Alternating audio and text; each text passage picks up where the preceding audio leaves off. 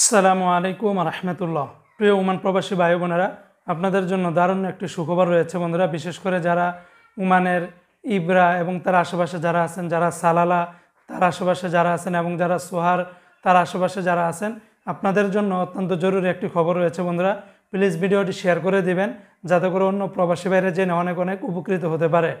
বন্ধুরা, আজকে হলো শুক্রবার, আজকে হলো অক্টোবর মাসের 4 তারিখ 2024 সাল, রোজ শুক্রবার।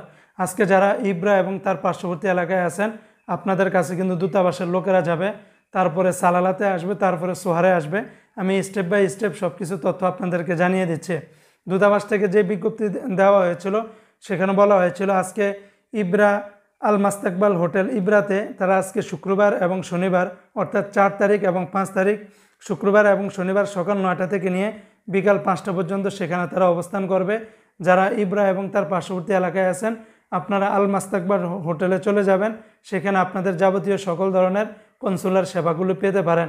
অপরদিকে বন্ধুরা, যারা সালালাতে আছেন, সালালাতে যারা আছেন আপনারা আল মাসা হল এটা হচ্ছে হামদান প্লাজা হোটেলে, সেখানে আপনারা চলে যাবেন আগামী অক্টোবর মাসের 10, 12 এবং 13 তারিখ।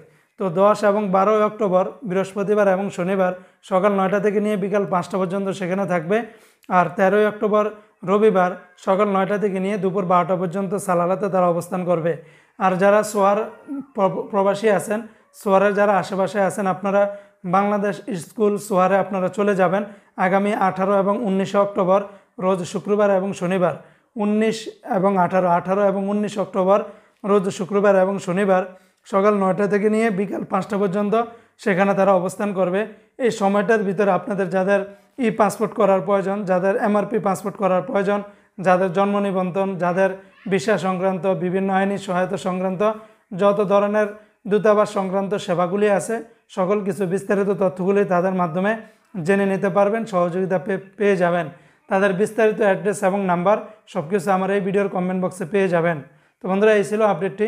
ইনশাআল্লাহ পরবর্তীতে আবার কোনো আপডেট নিয়ে হাজির হব। আসসালামু আলাইকুম রহমতুল্লাহ।